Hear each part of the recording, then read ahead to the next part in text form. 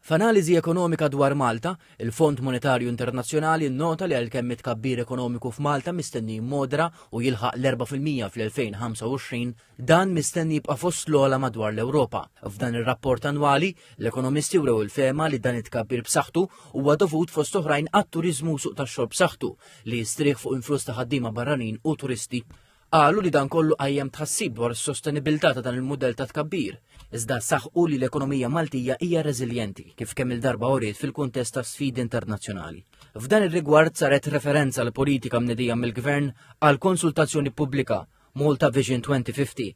Bl-ekonomisti jgħidu li l-Gvern għandu jfassal qafas fiskali li jirrifletti l-pressjonijiet preżenti.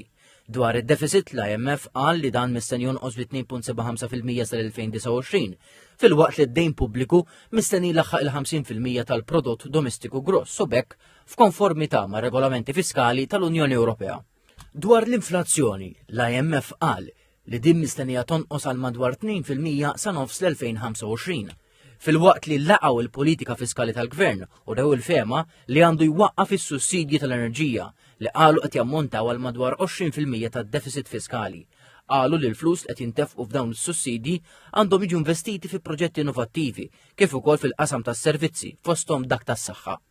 Ħeġġew il-Gvern iniedi politika dwar it-taxxi fuq id-dħul tal-kumpaniji b'riformi li joqtu kemm il-kumpaniji lokali kif ukoll dawk internazzjonali li operaw minn Malta.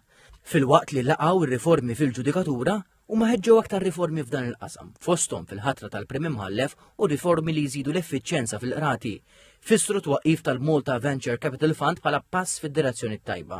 L-IMF innota l-progress għal sar sabiex tonqos l-ingwaljanza fis-suq tax-xogħol u ħeġġew il-Gvern ikompli jieħu inizjattivi f'dan ir-rigward.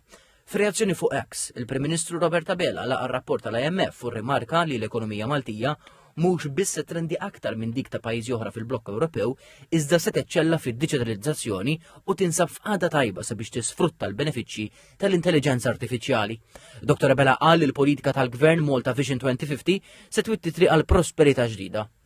Intant fi stqarrija l-Ministeru għall-Ambjent, l-Enerġija u l-Indafa Pubblika qal li f'dan ir-rapport l-IMF ikkonferma l-impenn ta' Malta favur żvilupp sostenibbli u nnota l-inizjattivi u investimenti biex tissaħħaħ l-infrastruttura tas-servizzi tal-pajjiż.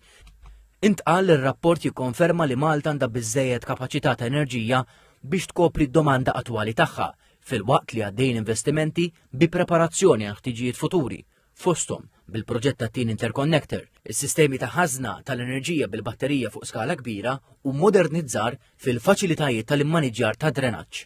F'reazzjoni l-Ministru għall-Ekonomija, Silvio Xkembri, wera sodisfazzjon għal dawn il-konklużjonijiet li qal poġġew lil Malta fuq qudiemnet f'setturi bħad diġitalizzazzjoni u l-intelligenza artifiċjali.